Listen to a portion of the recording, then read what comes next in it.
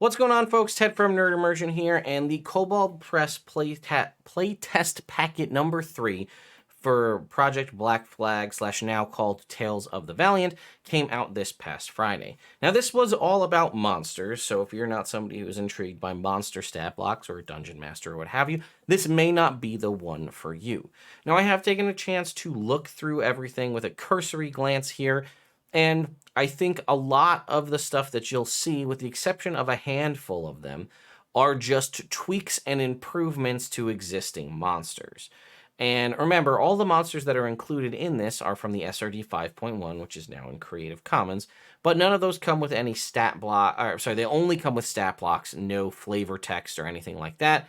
And as the Tales of the Valiant rules are slightly more power heavy than base 5e as seen in Playtest Packets 1 and 2, the monsters are a little bit more challenging as well.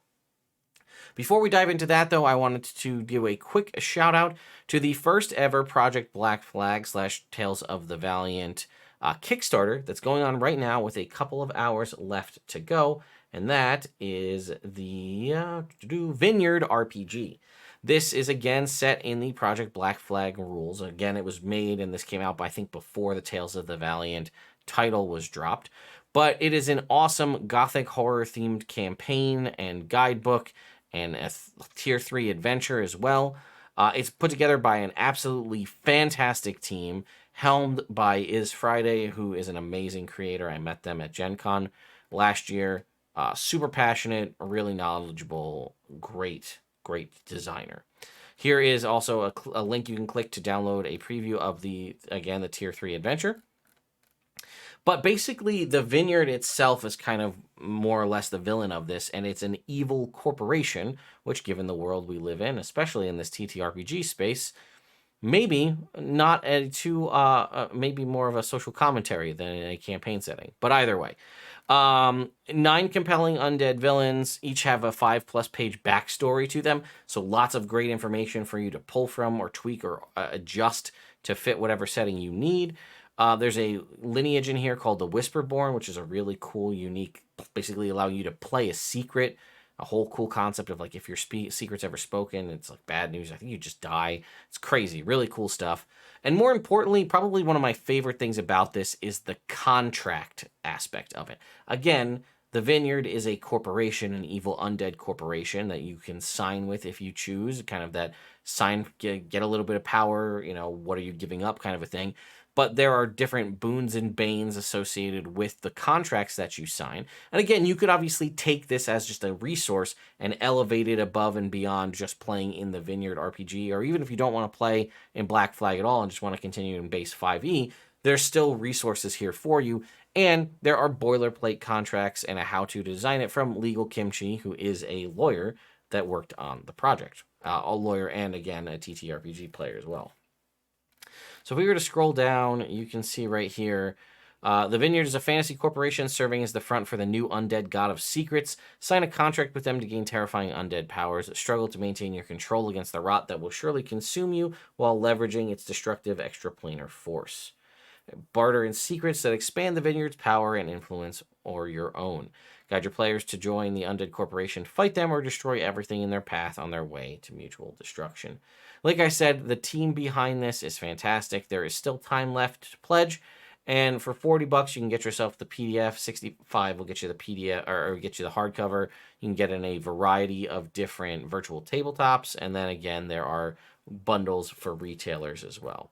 Other add-ons and things, so a lot of really awesome stuff. Definitely worth checking out. I will have a link down in the description for you to check it out.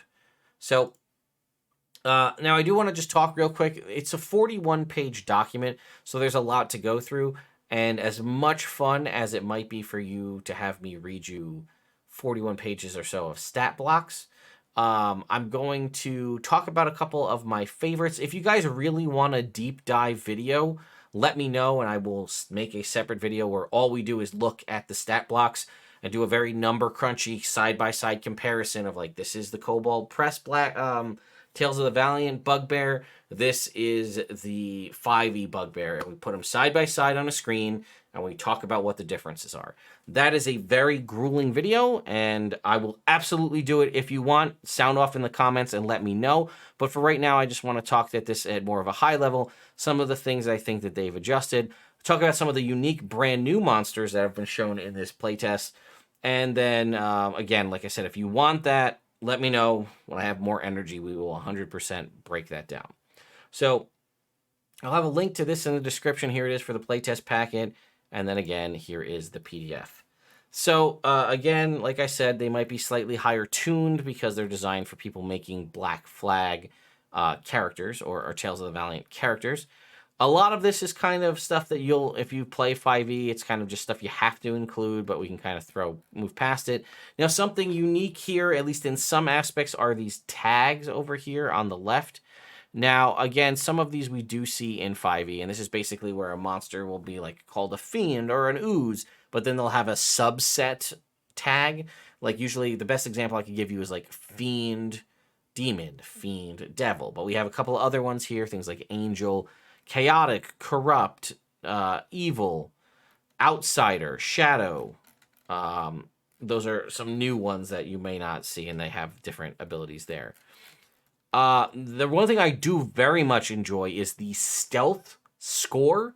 It's just a number that is in each stat block, and it's basically, this is what if you are a PC and you want to, or in the monster's hiding and you want to see it, you just need to beat its stealth score. And that's what it is. It's a static number, no roll required on the DM. You know, the monster has a stealth score of, as it shows right here, for instance, a goblin has a stealth of 15. A PC must roll a 15 or better on a perception check to detect the goblin.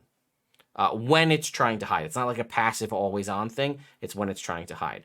And I noticed that that is another aspect of kind of removing some of the mechanical slowdowns that Cobalt Press has done. For example, like giving it a stealth score. It works very similarly in the inverse with the perception score, right? It's a number there. And this is kind of, we've seen similar things, but it's like you're not actually rolling a d20 to make the skill check. It's just the static number. Okay. We do see vulnerability making a comeback in a couple more aspects here, which I do like, but otherwise, proficiency bonus, immunity, resistant, all pretty standard. The only thing you need to know is they did tweak some of the names for some of the senses, which I thought was unnecessary. They consolidated both blind sight and blind sense into called keen sense.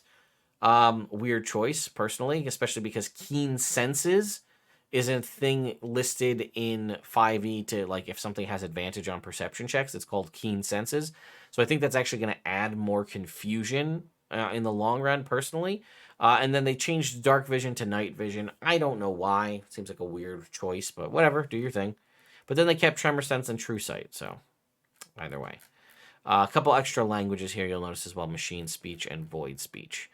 They go on to talk about challenge rating. Again, we're not breaking away from challenge rating entirely, but one thing I do like is this challenge rating table. So it says PC level to monster CR comparison, and rather than just giving you like a 1-to-1, which is what you're basically supposed to do, this is giving you kind of a range, right? If you're playing challenges here for PCs of level 1, because you should go a little easier on level 1 characters, 0 to 1/2.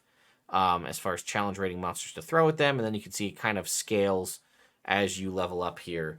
I like this. This reminds me of older editions. I think 3.5, the DMG had a table with like party level and then monster like XP, and then it had like asterisks for some if it was like, this is too high, don't throw this at your players. If you guys want to see that in a more in-depth look in another video as well, let me know. More of kind of a lessons from older editions kind of a thing. And the only other kind of unique aspect here is this Doom aspect, which is for more like, I'll call them boss monsters. So every monster that has a Doom point can expend them for the standard uses, which is to give it advantage on a single attack or force a PC to make a saving throw with disadvantage. But some monsters that have specific Doom abilities in their stat block. That's like a counter inspiration almost in a way. All right. And the other thing you'll notice in here is the damage types are not dice. It is a static number. So it might just be like for your sword attack from this NPC, it's 7 damage. And if they crit, it's 14 damage. They do have a table here to allow you, based on size, to come up with random dice rolls if you prefer to have dice rolls as opposed to just a static damage number. But I think I like the damage number because it makes things a little bit easier. All right. So one thing you'll notice here, I'll talk about it here with the animated object, the animated armor. They all have this italicized sentence, which is basically how you would describe the creature to the party without actually having to show them the picture. Or if they're unfamiliar, you know, and you just want to give them a quick one sentence rundown. We see this. This is very present in older editions. It's present in every one of Kobold Press's monster books as well. So here's that stealth score we were talking about, just right here. You also notice Void as a damage type. I haven't seen anything that does Void damage, but it does exist. They have a damage type there. And then again, everything, like I said, does seem to be slightly more powerful. One thing I liked a lot was, like, they see the Bugbear, they added a stunning capability if you hit them while they're surprised. And then this Bugbear Champion is something I believe that is new, which is kind of like a boss. Challenge rating 4, and this I do believe would serve as like a great boss of like a goblin camp. You'll notice a lot of the abilities are very similar to the 5e Bugbear, but it does have Doom, where I can use one. It has one Doom point. For the normal uses, has advantage on Intelligence, Wisdom, and Charisma saves. If it hits one with the surprise, again, it has the stun ability, but it can also, it has a shield attack that can knock people prone, but then has the clobber reaction ability for one Doom point, which is it can turn a missed attack into a hit or a regular hit into a critical hit. And I think that absolutely fits as a cool, unique sort of boss style mechanic. Then we have the Crimson Jelly. This is essentially almost a transparent jellyfish ooze creature that flies around. So take a jellyfish out of the ocean and give it flight. Almost like an evil flump is a Crimson Jelly. And this creature I very much like. It has a lot of really awesome abilities like regeneration, unless it takes a certain damage type, similar to what like trolls have. It can sense living things. And then basically if it knocks someone to 0 hit points, it gives them exhaustion. And then it can do all kinds of cool damage here. You can again see the damage is just 5 damage. And it gets temporary hit points. If it has advantage on the attack, it attaches to the target's face. And is unable to breathe or speak. While attached, the jelly can only make this attack against this target and has advantage. And then what I really like is that if it has temporary hit points, it can basically divide itself into 2 jellies, cutting the hit points and splitting them. But I really like that. And this is a low-level challenge rating 1/2 monster. Then we also see a Husk Demon here, which is a pretty interesting one. Again, a unique creature. Has, again, Doom points for the Envelop action. And if it takes Void damage, it heals that amount instead. Here you can see, again, here's some Void damage. Actually, I must have misspoke. 6 slashing damage plus 8 Void damage. And the hit point maximum is reduced. It has this various weird soul feed mechanic, right? Every creature within 20 feet must make a DC 14 Charisma save. On the first feed, it's slowed for a minute, and it can make the save at the end of each of its turn. On the second, it gets a level of exhaustion. And if it's unconscious, it fails. It fails its save and gains 3 levels. And on the third one, they take necrotic damage and are stunned. Creature reduced to 0 hit points dies, and the Husk Demon regains those hit points. And then again, Envelop is its sort of encompassing ability here. It flings itself at a medium or smaller creature within 10 feet. The targets must succeed on a DC 15 strength save, or be enveloped by the demon's desiccated body. While enveloped, it is restrained and has a disadvantage on saves against the Husk Demon's soul feed. It can unwrap itself by spending movement, etc. You can see some dinosaurs. Some have some unique abilities here. Again, dragons, we've switched from Wormling to Hatchling. For the most part, I like that all of the lower level dragons have pounce abilities, like when they're hatchlings. I think that makes sense. And again, our adult red dragon here has elemental roar for a doom point. Each creature within 500 feet of it and can hear it must make a DC 21 charisma save or be cursed for a minute. While cursed, it has vulnerability to fire damage. If you have resistance to fire damage, you lose resistance for that duration. We also have our Void Dragon here. Our Gelatinous Cube friend has a bonus or reaction ability to transfer damage. When it's subjected to slashing or lightning damage while it's engulfed, the cube can take only half damage dealt to it, and the engulfed creature takes the other half. Again, we have ghouls, we have goblins and goblin captains. They all have, I think all goblins normally have nimble escape, but we also see frantic reflexes. When it's hit or missed by an attack, they stand up from being prone or move up to 10 feet away without provoking an attack of opportunity. Kind of the runaway guerrilla warfare tactics of goblins, which I like. We have our harpy here. Nothing too crazy, but we do have I do like the variants we have. We have a siren variant, which has a swim speed instead of a fly speed, and then has churning chorus. Again, each creature within 100 feet must make a strength save, take bludgeoning damage, and have to swim. Creatures with a swim speed are unaffected. A creature that fails its save while in contact with water is pulled 30 feet in the direction of the siren's choice. Creature whose save failed by 5 or lower. A creature whose save, rather, is 5 or lower is stunned. Again, we have Alluring Song. We have Hellhound. We also have a sidebar here about making bonds and contracts and binding us Hellhound into service. We also see Hippogriffs have this dive ability. I think they always did, but I thought it was like if you moved so many feet, it did damage. Now it's a bonus action attack that involves the movement in it, which I like. Our Hobgoblins are back here. Nothing too crazy. Let's take a look at our kobolds, because that's important. Special ammunition for the kobold, barbed sling bullet, crits on a 19 or 20, can of oil, 5-foot radius area, which lasts for an hour or until burned away with fire. It burns away after 1 round. Any creature in it takes 4 fire damage. Pot of Filth adds 2 poison damage and a con save or the poison condition. And a vial of paste, the target or creature within 5 feet. Their speed is halved, essentially. Pack tactics still have sunlight sensitivity, dagger, and sling. Let's see, does more damage if they have advantage on the sling attack. I like that, adding a little extra bit to tie into the pack tactics. Scurry, you can move up to 10 feet without provoking attacks of opportunity, which is a nice little feature for it. Then we get to our Mechadrons, which are basically our Modron replacement here. So we have a Solodron, I guess is how you pronounce it, and a Duplodron, which I definitely like because it sounds like it makes me think of Duplos, like the little kid Legos. But they are lawful constructs, so it all fits, right? They cannot be disarmed because their weapons are mounted. Nothing too crazy. I like that they do have an I-beam, which feels like Modrons always should have had, especially the singular ones, should have had an I-ray, so I like to see that. And they could just, like this, bonus action Machine Vigor, just end a condition on themselves as a bonus action. The Duplodron also has I-beams. Can do, let's see, well, it says I-beam here and I-beams here. I wonder if that's just a typo. But force damage, it can make 2 attacks with its melee armaments. It can cast Mending as an action here. And then it says up here, it deals double damage to objects and structures, which is, again, like what they call it, siege, like siege weapons. Okay, preferably recall any information seen or heard in the past 90 days. And then, again, also has Machine Vigor.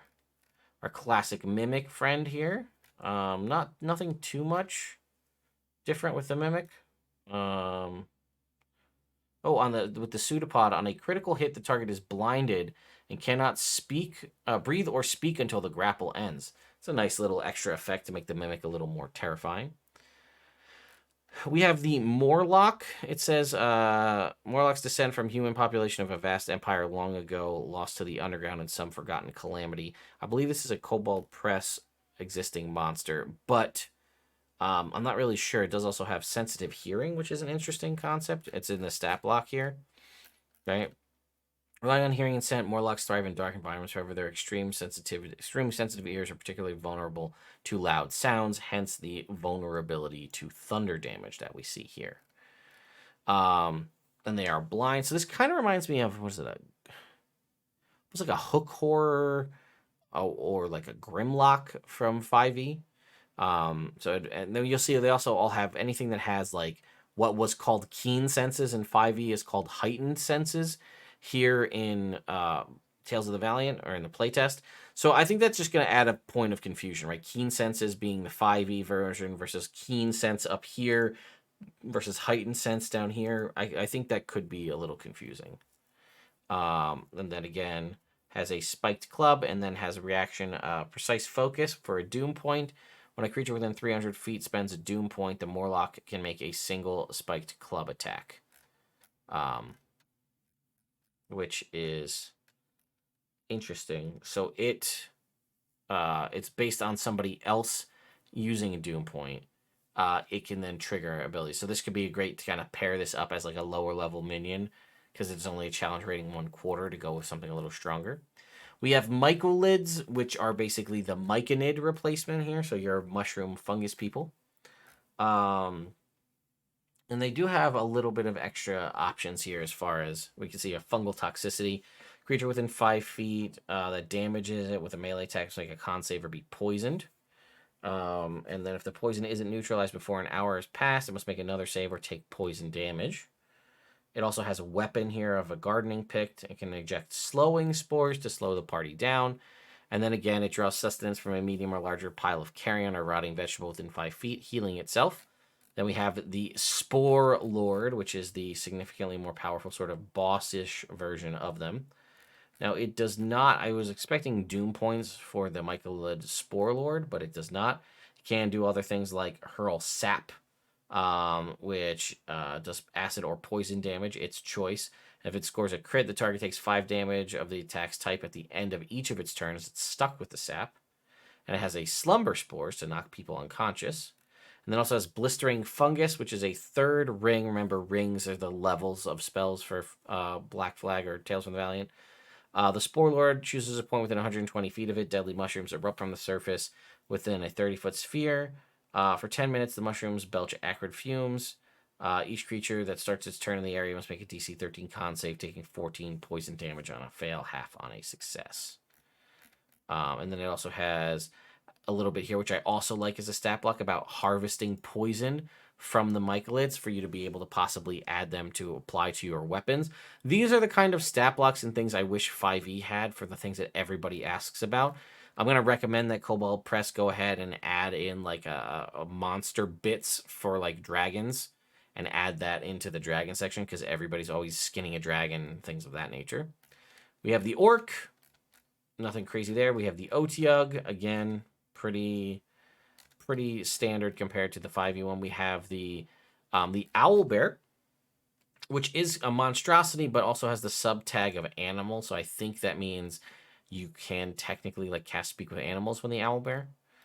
And it has pretty much, again, things you'd expect, right? Multi-attack. Beak Closet has the rend ability while it has somebody grappled. Because if it hits with both a beak and a claw, it has an auto grapple.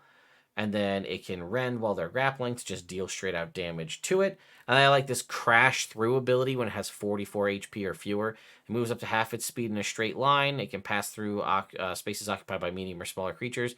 Each creature in that line must make a DC 13 strength save or take 5 bludgeoning damage and be knocked prone. This actually tracks for kind of wild animals. If this thing was trying to escape and it was damaged, it would just like barrel through people to get out of the way.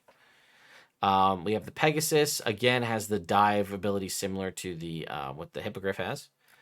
Our good boy, the Purple Worm, makes a return with a lot of the abilities, but this one has 3 Doom points. This is the most Doom points I think we've seen thus far. Again, it has its Bite ability and the Tail Stinger that you've come to know, and as well as Thrash for 1 Doom point. Each creature within 40 feet of the worm must make a DC 18 strength save, taking 87 bludgeoning damage on a failed save or 43 on a success. Creature that fails is also knocked prone, and a creature whose save is 9 or lower is stunned. So that's kind of a mechanic we see. With the Bite, it also has, it must make a DC 18 dex save or be swallowed by the worm. While swallowed, it's blinded and restrained. It takes acid damage, but if it has it swallowed, it can use the bonus action Rapid Digestion. Each creature swallowed by the worm must make a DC 18 con save or take 15 acid damage. It also regains hit points equal to the total acid damage dealt, which I really, really like that because it can do it actively. Then we move on to our Rust Monster here. Again, nothing too crazy on the Rust Monster, kind of what we've come to expect for Rust Monsters, at least in the 5e world. because it only works on non-magical things, right? Any non-magical weapon made of metal that hits the rust monster corrodes, takes the -1 penalty, and eventually gets destroyed if it gets to a -5. Here is the antenna ability here as well. Corrodes non-magical ferrous metal. But then I also like the Rust Mother here as a variant. It's a much higher challenge rating of 2, more hit points, immune to lightning damage. It has the Doom function. It can do 1 Doom point for standard Doom things or the Living Foundry action. The Rust Mother unleashes a fork of lightning from its gossamer wings. Up to 3 creatures that the Rust Mother can see within 100 feet must make a DC 13 con save, take 8 lightning damage on a failed save, or 4 on a success. Creatures wearing metal armor or holding metal weapons that take any of this lightning damage have their armor and weapons turned red hot as they heat metal spell for 1 minute.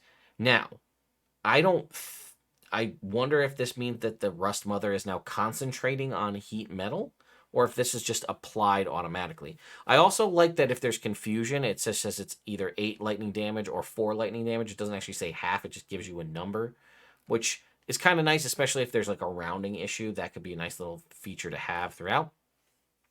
We have I think it's pronounced Sater. Also, Kobold Press, I'm going to throw it out there. Maybe pronunciation guides for things that are a little more complicated to pronounce would be nice. Call themselves the Devourers, are those who end the world due to their veneration of dark gods who seek to bring about an apocalypse. Again, here's our stealth score again and our perception. Nothing too crazy here. They are challenge rating 1. So Void Fortitude, if they're reduced to 0 hit points, they have like a zombie thing where they can pop back up. Their weapons are magical, and when it hits with any weapon, it deals an extra 4 necrotic damage, which is applied in the attack here. It makes 2 Void Claws, which do piercing damage plus necrotic, and the creature must make a con save or have its speed reduced, and then it also has a spear. Just, again, interesting monster. I'm curious to see more about like this creature and more like them. Skeletons, we have a skeleton and a warhorse. I like that the skeleton has a counterattack ability, and some of these are triggered on certain HP thresholds, which are nice because it does feel kind of the combat will be more dynamic. If like all of a sudden when the skeleton, which has 19 hit points, takes 4 points of damage, and maybe there's a standoff where a party doesn't get to hit it, and then all of a sudden like, oh, it has a counterattack ability. Again, something with 19 hit points, that's a little harder to say. But like things that have significantly more hit points that get a new ability at a lower level or lower amount of hit points adds a unique function to the combat. Which again, when it's hit by an attack, it can make a single counter attack, which I like. A Warhorse Skeleton also has the counter attack ability as well. We have Sprites. This may be our first Fae in here as well. Short bow, invisibility, Heart Sight. It touches a creature, magically knows its current emotional state. And then again, it has basically flyby here, a swift flight, but is a bonus action to activate it. We have the Sporeborn. This is creatures transformed by infectious fungus, perhaps from some of the ones we heard about earlier. Skull Blooms, which are, let's see. I don't actually think it tells us. It's just basically a different kind of plant creature here. So, advantage on stealth checks. Interesting. Why? So that's dumb. Am I missing something? The Skullbloom has advantage on stealth checks, but stealth is a static number. So isn't that contradictory? Because you're not making a stealth check? Maybe that's supposed to be applied. Then I would just, if you're following the way passive rules work, a constant advantage gives a +5 to passive checks, so maybe its stealth should be 21. That doesn't, I mean, maybe I'm missing something, but that doesn't track with me, just based on the way they set up the mechanics. Maybe I missed it, so I apologize if I'm wrong, but has a bite attack, and then people can be infected with apocalyptic fungus, which we'll take a look at here in a sec. And then again, if the Skullbloom senses an uninfected humanoid or hears a sudden noise, I can dash in that direction. So this kind of fits like, I really like this a lot. Then we have the Bloat Blossoms. Again, keen hearing, bite attack, and become, again, apocalyptic fungus infection. Slam attacks, toxic nodule is a ranged attack for poison damage, and then a possible poison condition. And then the apocalyptic fungus is if you're infected or breathe this in or bitten, you must succeed on a DC 12 con save or become infected. If you're infected, you can't regain hit points, and whenever you finish a long rest, you must make a DC 15 con save or gain 2 levels of exhaustion. When the infected target reaches the 6th level of exhaustion, it does not die, but instead becomes a skull bloom. At that point, no mundane or magical healing can return the creature to its former state. Pre-transformation, lesser restoration spell, or similar will work. Then we have the Star Crow. Tiny, formless alien beings that lack sentience or emotion. These glowing creatures are drawn to sentient beings, feeding ravenously on their thoughts. Challenge rating 1/4 here. They shed bright and scintillating light in a 20-foot radius. And we have Attach here as an action. 2 radiant damage and attaches to the target. This is an aberration. While attached, it takes only half the damage dealt to it, and the creature it attached to takes the other half. You can remove it with a strength check. Only 10 hit points, though, so this is like an aberration-based Sturge. Void Drain while attached. The target takes 5 void damage and must make a charisma save. On a failed save, it's stunned for a minute. And I guess it doesn't take a certain amount of damage to remove it. If the creature remains stunned for the duration, it loses its memory until targeted by a greater restoration spell. So if you continue to fail, remain stunned for the full minute, you lose your memory. Oh, more. Blinding Burst on a 4 to 6.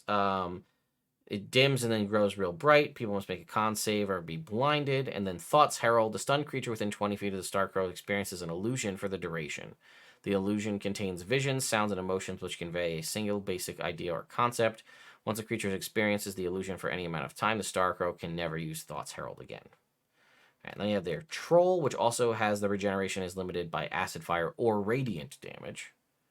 And then not too much. We do have Stone Skin Troll variant. All such trolls are vulnerable to radiant damage instead of fire damage. If a Stone Skin Troll takes 20 points of radiant damage on a turn, it must succeed on a DC 16 con save or become petrified. Again, they're vulnerable here to fire.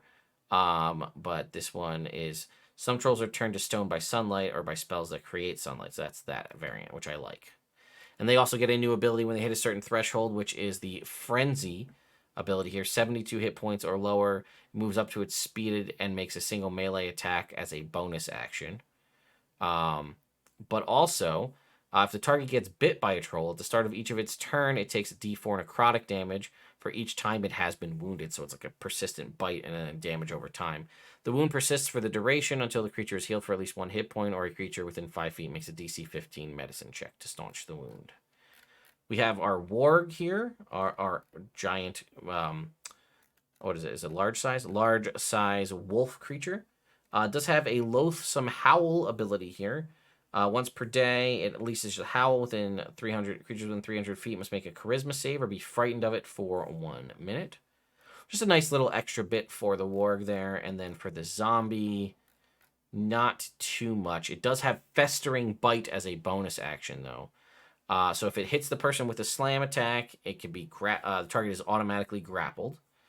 And then again, if they're grappled and it has a bonus action, so this is a nice combo. Hit them, grapple, bonus action, Festering Bite to take +4 to hit, 3 slashing damage. The grappled target must succeed on a DC 12 con save or take 2 poison damage. A humanoid killed by this attack rises on initiative count 20 as a zombie. And we also have the Ogre Zombie here, which also gets the Crash Through ability that our Owlbear had as well. And then we get 2 various NPC stat blocks. Nothing too crazy here, right? Acolyte. Creatures within 20 feet of the Acolyte have advantage on death saves, which I like. We have the Bandit. Twice per rest, can move 10 feet without provoking attacks of opportunity. The Bandit Captain has advantage on opportunity attacks. And then also has parry. Commoner is a commoner. Cultist can gain 2 temporary hit points for each cultist, fiend, or aberration within 10 feet. I like that cult mentality aspect. Then the Cult Fanatic has Deadly Fervor. When the Fanatic hits with an attack, the target takes an additional 8 fire necrotic damage. Fiends and other cultists have advantage on attack rolls against that creature until the start of the Cult Fanatic's next turn. Again, a really cool concept of like this piling on cult mentality here. The Druid just got spellcasting. We have the Knight. Advantage on saving throws against being frightened and empowering presence. Non-hostile creatures within 20 feet that can see or hear the Knight gain a +2 to attack rolls and saves while the Knight isn't incapacitated, kind of giving it like Paladin vibes. Protective Stance until the end of the knight's next turn. Creatures have a disadvantage on attack rolls against the knight's allies within 5 feet of the knight, and then it can attempt to grapple or shove a larger, smaller creature. The guard has defensive stance. While the guard is within 5 feet of an ally, that ally gets +2 to AC and advantage on dex saves. The mage, advantage on intelligence checks, and advantage on saving throws against spells and other magic. It has a variety of spells here. And then the spy, advantage on dex, intelligence, wisdom, and charisma checks. Cunning action, and then feint 3 times per short rest. Was a bonus action. One creature it can see within 5 feet must make a insight check. On a fail, the advantage it has advantage on its next attack roll against the target. The thug has the brutal ability similar to the bugbear, and then also pack tactics, and then again the ability to grapple or shove a creature of large or smaller. And then lastly, the veteran, who has reprisal. When it's hit by a melee attack, it can make a single melee attack against the attacking creature as a reaction. So there you go, folks. That is my high-level kind of overview running through, and my high-level overview ended up being a 35-minute video. So can you imagine what the side-by-side breakdown video would be? But like I said, if you want it, I will absolutely do it. It might take me a couple of takes to finish the whole video, but either way. Let me know your thoughts and opinions on the Kobold Press Tales of the Valiant Playtest Packet number 3, all about monsters. I very much enjoyed this. I liked seeing some of the changes, the empowerments to some of the monsters, and I actually kind of like the simplicity we saw in some cases by giving things like a stealth score or static damage. Again, let me know your thoughts and opinions in the comments down below, and I'll see you all next time.